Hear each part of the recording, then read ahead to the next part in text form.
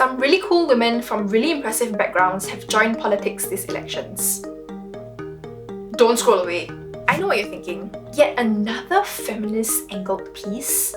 Not exactly.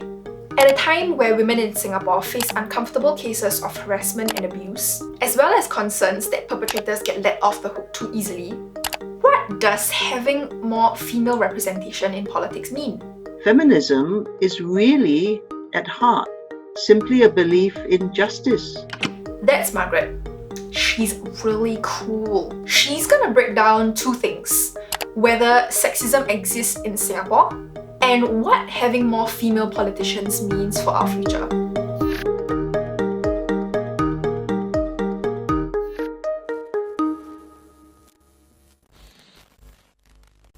Singapore, on the surface of it, there's equality. If you look at the representation of women in positions of leadership, it's much better than it used to be. But there's still room for improvement. The fact that we still notice when a woman becomes leader of this or leader of that, but really we will have achieved true gender equality when it is no longer a big deal, because whether man or woman, it is not your gender that is a factor.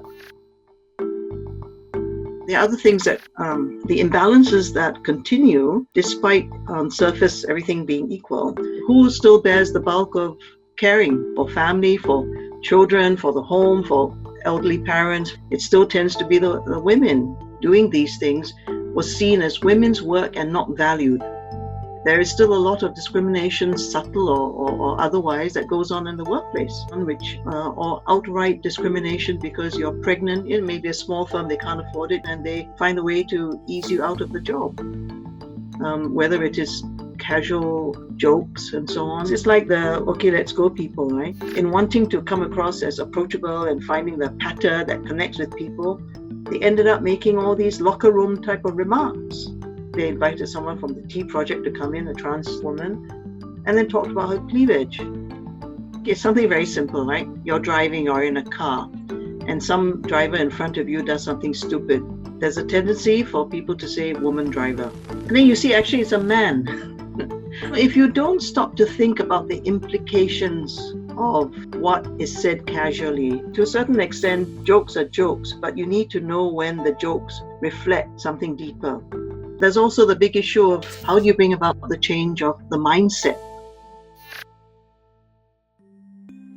Singapore is relatively safe, but if you consider the incidence of domestic violence or sexual violence, it's still pretty high. During the circuit breaker period, when people had to stay home, all the Aware helpline and all the other helplines saw a very sharp increase in the number of calls and appeals for help because of being in abusive situations. Yeah, there are some men who get beaten up by the wives, but the majority of people who suffer at the hands suffer domestic violence are women and children. All these instances of upskirt videos, voyeurism at the university hostels, it goes back to the sense of the power imbalances.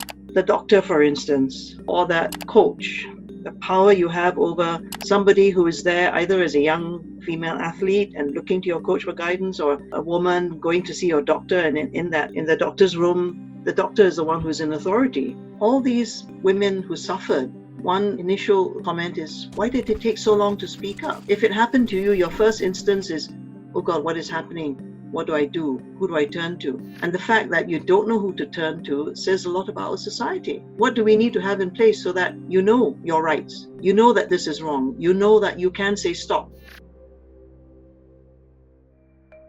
Having more women makes it easier for the next generation of women to say, hey, I can do that. So that by the time your generation or the generation after you, it's no big deal. The fact that we have a woman president signals to young women, especially young Malay girls, that, hey, look, it is possible for me to go and be president of Singapore. Would you say that they kind of echo like the sentiments that or the needs that we might have? Yeah.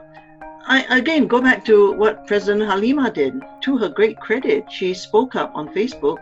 One was when home bakers were not allowed to practice, and of course recently about the latent sexism in that podcast by those 3 DJs. And I think it's great that she was ready as a woman in that position, because she did speak up often on women's issues, children's issues. And it's great, I think, that she's actually representing issues important to women in Singapore.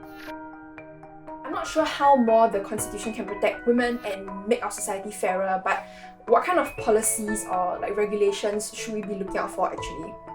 As Singapore women, what we want to hear, whether from the individual candidate or their party, is a recognition that women's rights or issues that affect women are important and deserve time in their manifesto.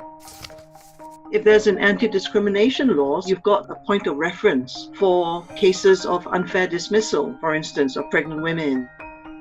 Should we not have laws that people can turn to as a point of reference for how we conduct our lives?